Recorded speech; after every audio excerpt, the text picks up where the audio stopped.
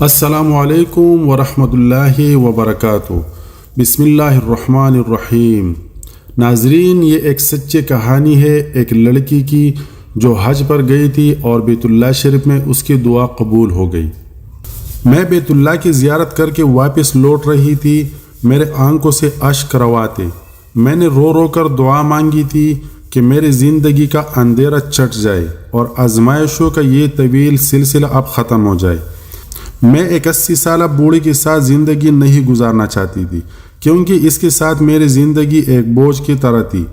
میں کئی سالوں سے اس بوجھ کو ڈھو رہی تھی اور اب مزید برداشت کی ہمت مجھ میں نہیں تھی۔ میرا شوہر مجھے خود اس مقدس سرزمین پر لایا تھا۔ زیارت سے واپسی پر میں اور پزل تیز تیز قدم اٹھا رہے تھے۔ گرمی بہت زیادہ تھی اور ہم جلد سے جلد ہوٹل پہنچنا چاہتے تھے۔ ہوٹل زیادہ دور نہیں تھا، اس لیے ہم نے کسی گاڑی کا انتظام نہیں کیا تھا اور پیدل ہی سفر کے لیے نکل پڑے تھے۔ لیکن کچھ ہی دیر میں میرا سر چکرا گیا تھا اور پزل تو 80 سال کی عمر میں بھی کسی چاق و چوبند توانا مرد کی طرح قدم اٹھا رہے تھے، لیکن میرے لیے ایک ایک قدم اٹھانا مشکل ہو رہا تھا۔ اور پھر اچانک ہی میرے نظروں کے سامنے اندھیرا چھا گیا اور میں چکرا کر گر پڑی۔ مجھے کچھ ہوش نہ رہا اور جب مجھے ہوش آیا تو میں اسپتال کی بستر پر موجود تھی۔ ایک انجان ملک، انجان شہر جس کی زبان کا مجھے کچھ بھی سمجھ نہیں آ رہی تھی، وہاں میں اسپتال کی بستر پر تنہا پڑی تھی۔ نہ جانے میرا شوہر کہاں چلا گیا تھا۔ خود کو اکیلا پا کر میری جان نکل گئی تھی۔ میں نے نرسوں سے بات کرنے کی کوشش کی تو وہاں تقریباً سبھی لوگوں کو عربی زبان آتی تھی اور مجھے بالکل بھی عربی زبان نہیں آتی تھی، اس لیے میں اور زیادہ پریشان ہو گئی تھی۔ میرے سمجھ نہیں آ رہا تھا کہ میں کیا کروں اور اپنے شوہر کو کیسے ڈھونڈوں، کس سے رابطہ کروں۔ اور نہ ہی میں زیادہ پڑھی لکھی تھی اور نہ ہی مجھ میں اتنی ہمت تھی کہ میں اس طرح کی کسی صورتحال سے نمٹ سکتی ہوں۔ کسی کو بھی پکارتی وہ عربی میں بات کرنا شروع ہو جاتا اور میں خاموشی سے اس کا چہرہ تکنے لگتی۔ میرے آنکھوں سے خود بخود آنسو بہہ رہے تھے۔ میں تو خدا کے گھر کی زیارت کے لیے آئی تھی، لیکن مجھے کیا معلوم تھا کہ یہاں آ کر میں اپنے شوہر سے ہی بچھڑ جاؤں گی۔ میری حالت ایسی تھی جیسے کاٹوں تو بدن میں لہو نہیں، دل سوکھے پتے کی طرح کانپ رہا تھا اور آنے والے وقت کی فکر میں میری جان نکل رہی تھی۔ میں سچی دل سے خدا سے دعا مانگنے لگی کہ وہ میرے لیے آسانی کر دے اور میری ساری مشکلات حل ہو جائے۔ میں یہ سوچ کر ہی ہلکان ہو رہی تھی کہ اگر پزل مجھے نہ ملا، وہ اسپتال نہ آیا تو میرا کیا ہوگا؟ میں کہاں جاؤں گی، کس سے فریاد کروں گی؟ میری ساری زندگی ہی بڑی مشکلوں میں گزر رہی تھی اور حج کے نام پر میں بہت زیادہ خوش تھی کہ زندگی میں کچھ تو اچھا ہونے جا رہا ہے، لیکن مجھے نہیں معلوم تھا کہ یہاں بھی آزمائش میرے منتظر ہے۔ نہ جانے مجھ سے ایسا کون سا گناہ ہو گیا تھا کہ زندگی کے ہر موڑ پر میرے لیے ایک بڑی آزمائش کھڑی ہوتی تھی۔ یہاں آ کر بھی مجھ پر یہ آزمائش آ پڑی تھی کہ پزل کا کوئی آتا پتہ نہیں تھا اور میں بے یار و مددگار رہ گئی تھی۔ یا اللہ، مجھے میرے شوہر سے ملوا دے، مجھ پر رحم کر، میں بہت ٹوٹی بکھری ہوئی ہوں، مجھے مزید آزمائشوں میں نہ ڈالنا۔ میں ہاتھ پہ لائے روتے ہوئے گڑبڑا رہی تھی۔ خدا کے بعد مجھے یہاں کسی کا آسرا نہیں تھا۔ دعا مانگتے ہوئے کچھ ہی دیر گزری تھی کہ ایک عربی ڈاکٹر میرے قریب آیا اور مجھے اس طرح روتا ہوا دیکھ کر آہستہ سے اردو زبان میں کہنے لگا، خیریت تو ہے؟ آپ اس طرح کیوں رو رہی ہے؟ کیا میں آپ کی کچھ مدد کر سکتا ہوں؟ ایک عربی آدمی کو اتنی اچھی طرح اردو بولتا دیکھ کر پہلے تو میں حیران رہ گئی اور پھر میں نے فوراً اس سے کہا کہ میرا شوہر نہ جانے کہاں چلا گیا ہے۔ میں تو یہاں حج کے لیے آئی تھی، لیکن چکرا کر ہی راستے میں گر پڑی۔ شاید یہاں گرمی بہت زیادہ ہے اور مجھ سے گرمی کی شدت برداشت نہ ہو سکی، لیکن اس کے بعد کیا ہوا مجھے کچھ یاد نہیں۔ میں اسپتال کیسے پہنچی ہوں اور میرا شوہر پزل کہاں ہے، میں کچھ نہیں جانتی۔ میرے پاس نہ ہی سامان ہے اور نہ ہی کوئی کاغذات۔ میرے کاندھے پر ایک چھوٹا سا بیگ تھا جس میں میرا پاسپورٹ اور ضروری دستاویزات تھے، وہ بھی اب میرے پاس نہیں ہے۔ اب میں کس طرح اپنے شوہر کو تلاش کروں گی اور کیسے رابطہ کروں گی، مجھے سمجھ نہیں آ رہا۔ میرے شوہر کو ڈھونڈ کر لا دے یا مجھے میرے شوہر کے پاس بھیج دے، اس کے سوا مجھے اور کچھ نہیں چاہیے۔ میں اس کے آگے ہاتھ جوڑ کر بھیک مانگنے لگی۔ مجھے اتنا زیادہ پریشان دیکھ کر وہ عربی ڈاکٹر کہنے لگا، بی بی آپ پریشان نہ ہو، اگر آپ کے شوہر آپ کو یہاں لے کر آئے ہیں تو وہ خود ہی آپ سے ملنے کے لیے آ جائیں گے، ہو سکتا ہے کہ کسی ضروری کام سے نکلے ہو۔ آپ شام تک اس کا انتظار کر لیں جب تک میں نرسوں کو آپ کا خیال رکھنے کے لیے کہہ دیتا ہوں۔ آپ کا بی پی لو ہے اور آپ کو آرام کی ضرورت ہے۔ اس نے مجھے تسلی دی اور کہا کہ وہ شام کو پھر چکر لگائے گا اور اگر پزل جب تک نہ آیا تو وہ میرے ہر ممکن مدد کرے گا۔ ایک عربی آدمی کی مدد کا سن کر مجھے تسلی ہو گئی تھی کیونکہ اس کو تو یہاں کی ہر بات معلوم تھی اور یقیناً وہ پزل کو تلاش کر دیتا، لیکن حیرت تو مجھے اپنے شوہر پر تھی کہ وہ مجھے چھوڑ کر نہ جانے کہاں نکل گیا تھا۔ میں نے کبھی پزل کو اتنا لاپرواہ نہیں پایا تھا۔ شادی سے لے کر اب تک وہ میرے ہر چھوٹی سی چھوٹی بات کا خیال رکھتا تھا۔ یہ میں ہی تھی جو اسے کبھی شوہر کا درجہ نہیں دے پائی تھی کیونکہ اس کی اور میری عمر میں زمین و آسمان کا فرق تھا۔ میں صرف 22 سال کی تھی جبکہ وہ 80 سال کا ایک بوڑھا آدمی۔ آج تک میں نے اس سے جان چھڑانے کے لیے ہر حربہ آزمایا تھا، لیکن آج جب وہ اس انجان ملک میں مجھ سے بچھڑ گیا تھا تو میں بے حد زیادہ پریشان ہو گئی تھی اور مجھے ایسا محسوس ہو رہا تھا جیسے اس کے بعد میری جان نکل جائے گی، کیونکہ وہ جیسا بھی تھا میرا شوہر میرا محافظ تھا۔ ہر گزرتے پل کے ساتھ میری بے چینی بڑھتی گئی اور میری دعاؤں کی شدت میں اضافہ ہوتا جا رہا تھا، اور ایسی ہی دوپہر سے شام ڈل گئی لیکن پزل لوٹ کر نہ آیا۔ شام کو وہی عربی ڈاکٹر راؤنڈ پر آیا تو مجھے پریشان دیکھ کر پزل کا پوچھنے لگا۔ میں نے روتے ہوئے اسے بتایا کہ میرے شوہر کا کوئی آتا پتہ نہیں اور اب تو میری طبیعت بھی ٹھیک ہے، میں کب تک اسپتال کی بستر پر پڑی رہوں گی، اور کچھ سوچ کر کہنے لگا کہ آپ میرے ساتھ میرے گھر چلیے، میں آپ کا خیال رکھوں گا اور ساتھ ہی آپ کے شوہر کے بارے میں معلومات حاصل کرنے کی کوشش کروں گا تاکہ جلد سے جلد آپ کو ان کے پاس پہنچا دوں۔ اس عربی کی بات سن کر میں پریشان ہو گئی۔ جو بھی تھا وہ میرے لیے ایک غیر مرد تھا اور میں اس کے بھروسے کیسے اس کے گھر جا سکتی تھی، لیکن میرے پاس اور کوئی چارہ بھی نہیں تھا کیونکہ نہ ہی مجھے اپنی ہوٹل کا نام معلوم تھا اور نہ ہی پزل کا کوئی آتا پتہ تھا۔ مجھے اپنے آپ پر غصہ آ رہا تھا کہ ایک انجان دیس میں آ کر میں ایک ہوٹل کا نام تک نہ یاد رکھ سکی تھی۔ اگر مجھے ہوٹل کا نام ہی معلوم ہوتا تو وہ عربی ڈاکٹر مجھے کسی نہ کسی طرح اس ہوٹل تک پہنچا ہی دیتا۔ میرے سامنے ہی اس عربی ڈاکٹر مصباح نے ایک اسپتال کے عملے کو ہدایت کی کہ اگر میرا شوہر مجھے ڈھونڈتا ہوا یہاں آ جائے تو وہ فوراً اس سے رابطہ کرے، اور مجھے لے کر وہ اپنے گھر چلا آیا۔ اس کا ایک بہت ہی خوبصورت عالیشان گھر تھا۔ اس نے ایک کمرہ کھول کر مجھے دیا اور کہنے لگا آپ پریشان نہ ہو، یہاں سکون سے رہے، آپ کو کوئی تکلیف نہیں ہوگی، آپ اس وقت تک میرے مہمان ہیں جب تک آپ کے شوہر پزل کی کوئی خبر نہ مل جاتی۔ میں نے آنکھ بند کر کے اس عربی ڈاکٹر کی بات پر یقین کر لیا تھا۔ مجھے کیا معلوم تھا کہ اس دنیا میں کوئی بھی قابل بھروسہ نہیں رہا اور عربی مجھے چھوڑ کر جانے کہاں چلا گیا تھا۔ میں خاموشی سے اس کمرے میں بیٹھ گئی، میرا دل خون کے آنسو رو رہا تھا۔ یہ دن بھی مجھے ہی دیکھنا تھا کہ جب میں اپنی ہی شوہر کو کھو بیٹھی تھی، اور تھوڑی دیر بعد میں نے وضو کیا، جانماز بچھائی اور خدا کے آگے پیش ہو گئی۔ کل تک میں جس شخص سے جان چھڑانے کی دعائیں مانگا کرتی تھی آج اس سے ملنے کی دعا مانگ رہی تھی۔ قسمت بھی عجیب چیز ہے، مجھے کہاں سے کہاں پہنچا دیا تھا، اور آگے جو میرے ساتھ ہونے والا تھا وہ تو میرے توقعات کے بالکل برعکس ہی تھا۔ میں صرف 15 سال کی تھی جبکہ میرے اماں کا انتقال ہو گیا تھا۔ اماں کے مرنے کے بعد میرے پھوپھو نے میرا جینا مشکل کر دیا تھا۔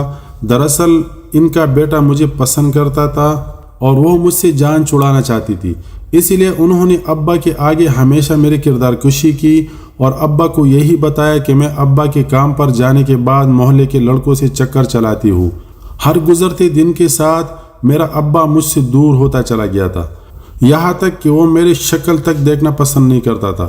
میں ابا کو لاکھ یقین دلانے کی کوشش کرتی کہ میرا کسی کے ساتھ کوئی چکر نہیں اور نہ ہی میں کوئی آوارہ مزاج لڑکی ہوں، لیکن ابا کو مجھ سے کہیں زیادہ اپنی بہن کے باتوں پر بھروسہ تھا۔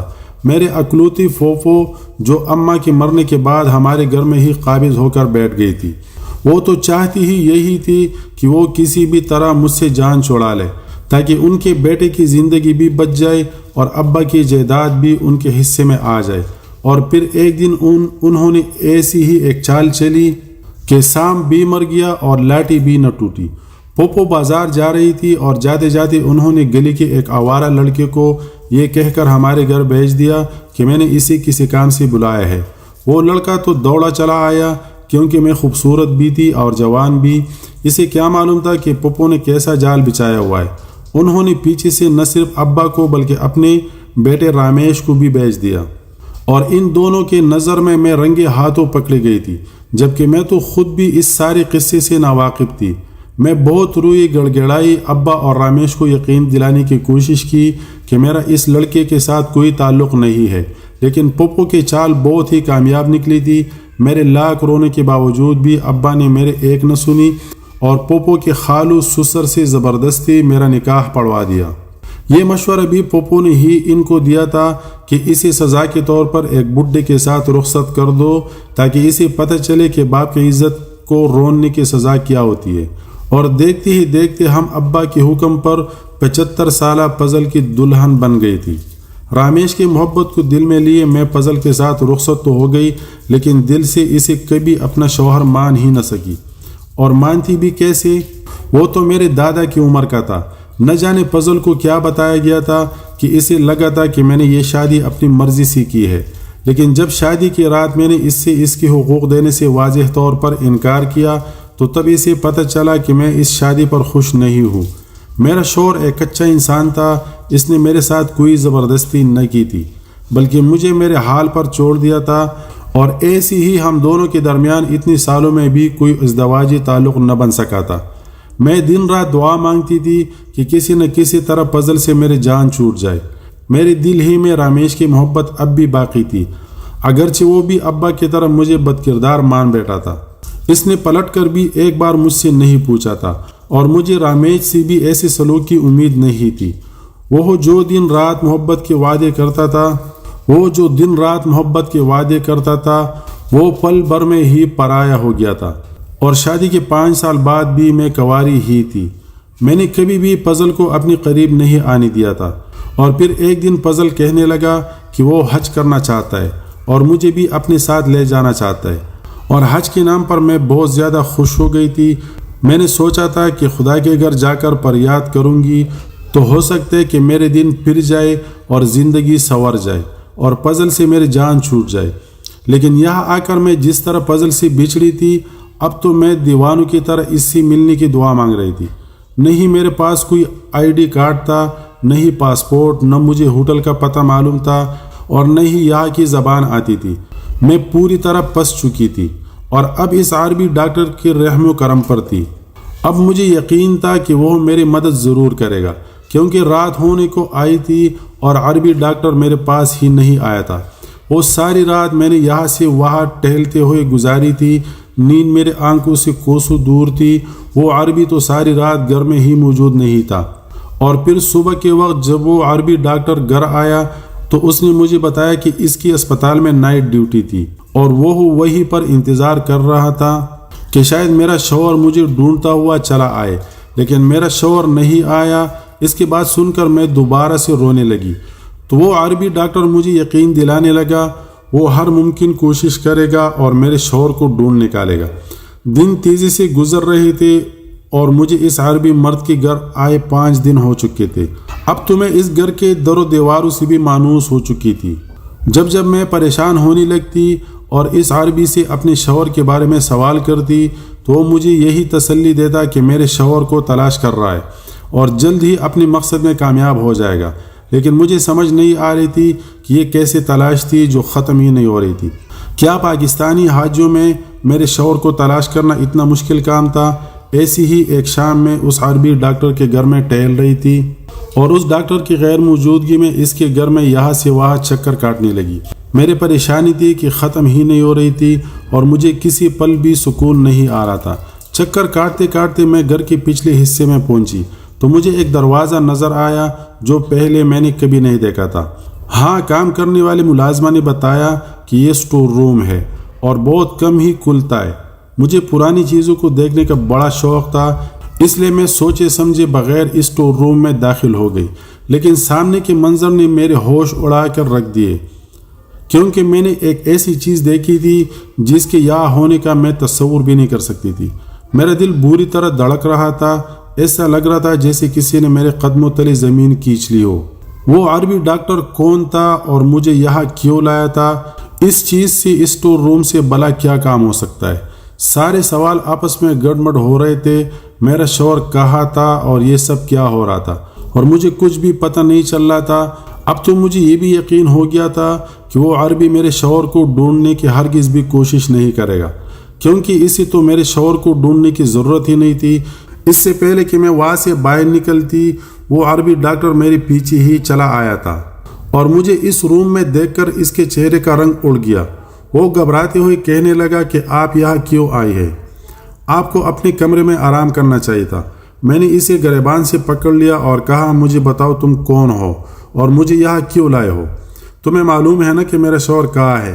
بتاؤ مجھے، اس نے مجھے تمہارے ساتھ یہاں کیوں چھوڑا ہے؟ میرا شوہر پزل ٹھیک تو ہے نا؟ اسی کچھ ہو تو نہیں گیا نا؟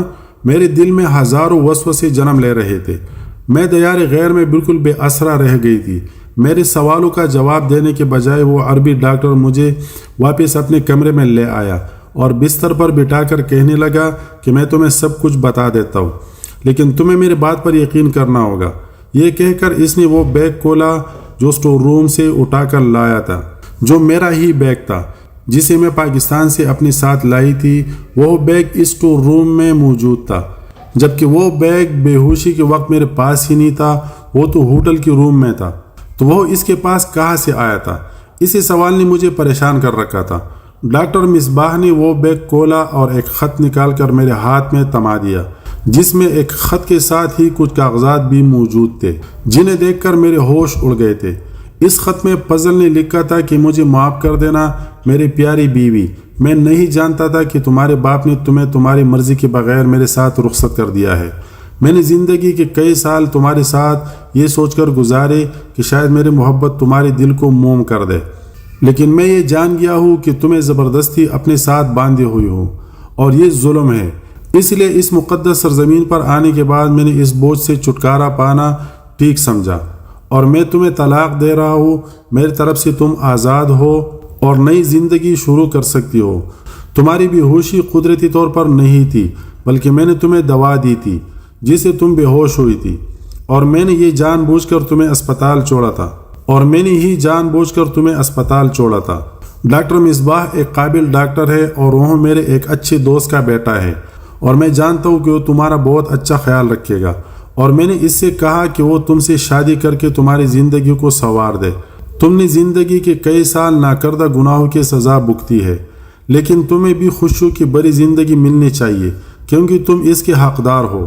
صحیح وقت آنے پر ڈاکٹر مصباح تمہیں اپنی نکاح میں لے لے گا، اور میرے خط کے ساتھ ساتھ طلاق کے کاغذات بھی دے دے گا۔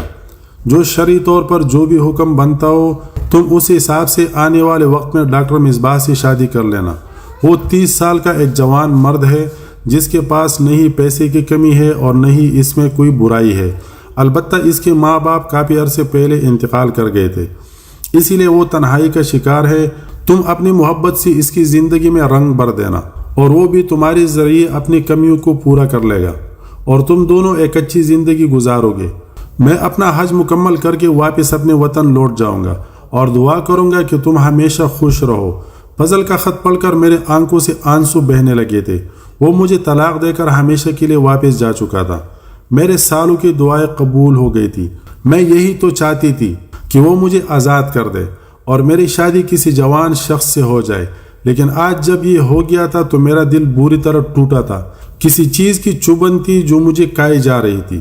ڈاکٹر مصباح نے میرے کندھے پر ہاتھ رکھا اور کہنے لگے کہ میں سب کچھ آپ کو فوراً اس لیے نہ بتا سکا کہ کہیں آپ اس بات کو برداشت نہ کر سکے، لیکن فضل انکل جا چکے ہیں اور آپ کو میرے حوالے کر گئے ہیں۔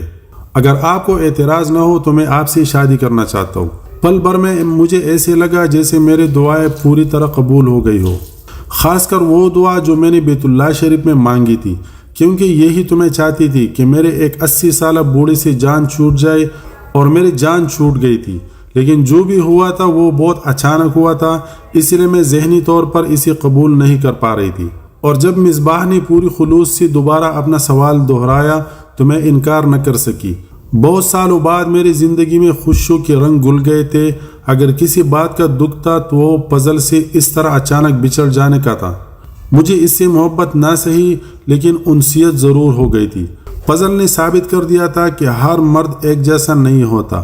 وہ میرے باپ اور رامیش کی طرح نہیں تھے۔ انہوں نے انسانیت کو ترجیح دی تھی اور مجھے آزاد کر کے ایک خوش و بری زندگی میرے جھولے میں ڈال دی تھی۔ آج میرے مصباح سے شادی ہوئی 2 سال ہو گئے ہیں اور ہم سعودیہ میں ہی ایک اچھی زندگی گزار رہے ہیں، اور کبھی کبھی فضل مصباح کو فون کرتے ہیں تو مجھے ان کی خیریت کا علم ہو جاتا ہے۔ میرا اپنے ماں باپ سے تو کوئی تعلق نہیں رہا، لیکن میں فضل کے دعاؤں کے حصار میں ضرور ہوں۔ کیا آپ نے بھی کبھی فضل جیسے انسان دیکھے ہیں جو خود سے زیادہ اپنی زندگی میں شامل ساتھی کی خوشی کو ترجیح دیتے ہیں؟ کیا فضل نے مجھے اس طرح اچانک طلاق دے کر ٹھیک کیا؟ وہ یہ سب مجھے بتا کر بھی تو کر سکتے تھے، لیکن شاید ان میں اتنی ہمت نہ تھی کہ میرے منہ پر مجھے چھوڑ کر جاتے، تو اسی لیے انہوں نے اسی چور راستے کا انتخاب کیا۔ تو ناظرین، آپ کو کیا لگتا ہے کہ فضل جیسے شخص نے اپنی بیوی کے لیے جو قربانی دی تو کیا اس نے ٹھیک کیا یا غلط؟ آپ نے جو بھی رائے دینا ہے تو ہمیں کمنٹ میں ضرور کر کے بتا دیجئے کہ اس بارے میں آپ کی کیا رائے ہے۔ اور یہ آج کے دور کی ایک سچی کہانی ہے جو ہماری معاشرے کی عکاسی کرتا ہے، کیونکہ ہمارے معاشرے میں ایسے واقعات اکثر دیکھنے کو ملتے ہیں۔